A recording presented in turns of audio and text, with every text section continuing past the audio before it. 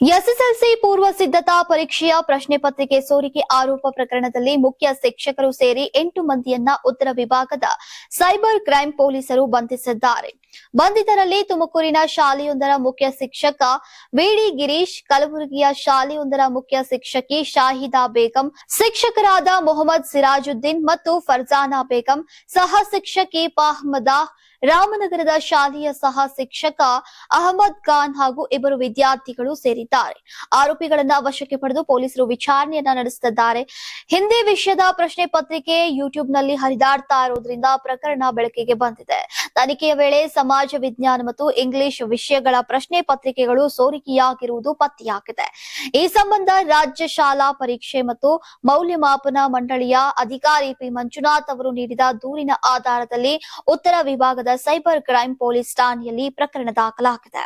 ಇನ್ನು ಪ್ರಾಥಮಿಕ ತನಿಖೆಯಲ್ಲಿ ತುಮಕೂರು, ರಾಮನಗರ ಮತ್ತು ಕಲಬುರಗಿ ಜಿಲ್ಲೆಗಳ ಕೆಲ ಶಾಲೆಗಳ ಶಿಕ್ಷಕರು ಪ್ರಶ್ನೆ ಪತ್ರಿಕೆ ಸೋರಿಕೆಯಲ್ಲಿ ಶಾಮೀಲಾಗಿರುವುದು ಪತ್ತೆಯಾಗಿದೆ. ಇನ್ನು ವಿದ್ಯಾರ್ಥಿಗಳು ಈ ಪ್ರಕರಣದಲ್ಲಿ ಭಾಗಿಯಾಗಿರುವುದು ದೃಢಪಟ್ಟಿದೆ ಅಂತ ಪೊಲೀಸರು ತಿಳಿಸಿದ್ದಾರೆ.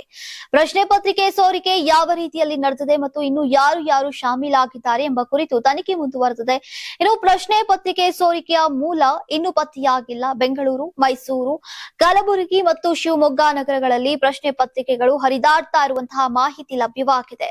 ವಿದ್ಯಾರ್ಥಿಗಳು ಪರೀಕ್ಷೆಯಲ್ಲಿ ಉತ್ತೀರ್ಣರಾಗಬೇಕೆಂಬ ಉದ್ದೇಶದಿಂದ ಈಗ ಕೆಲ ಶಿಕ್ಷಕರು ಇಂತಹ ಪ್ರಶ್ನೆ ಪತ್ರಿಕೆಗಳನ್ನ ಕಳುಹಿಸಿರುವಂತಹ ಸಾಧ್ಯತೆ ಇದೆ ಅಂತ ಪೊಲೀಸರು ಶಂಕಿಸಿದ್ದಾರೆ. ಆದ್ರೆ ಇದರಿಂದ ಲಭಿಸಿದಂತಹ ಪ್ರಶ್ನೆ ಪತ್ರಿಕೆಗಳನ್ನ ವಿದ್ಯಾರ್ಥಿಗಳು ಈಗ ತಮ್ಮ ಸಹಪಾಠಿಗಳಿಗೆ ಟೆಲಿಗ್ರಾಮ್ ಸೇರಿದಂತೆ ಸಾಮಾಜಿಕ ಜಾಲತಾಣಗಳ ಮೂಲಕ 300 ರಿಂದ 500 ರೂಪಾಯಿಗೆ ಮಾರಾಟ ಮಾಡಿದ್ದಾರೆ ಎಂಬ ಆರೋಪ ಕೇಳಿ ಬಂದಿದೆ.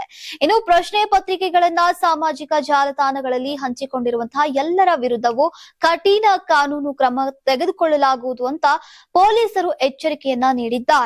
ನೀವು ಸಣ್ಣ ಆಗ್ಬೇಕಲ್ವಾ? ಅದು ಒಂದು ಉತ್ತಮ ಆಹಾರದಿಂದ ಸಣ್ಣ ಆಗ್ಬೇಕಲ್ವಾ? ಪ್ರತಿದಿನ ನಮ್ಮ ಜೀನಿ ಸ್ಲಿಮ್ ನ ಯೂಸ್ ಮಾಡಿ ಯಾವುದೇ ಸೈಡ್ ಎಫೆಕ್ಟ್ ಇಲ್ದಂಗೆ ನೀವು ಸಣ್ಣ ಆಗ್ತೀರಾ.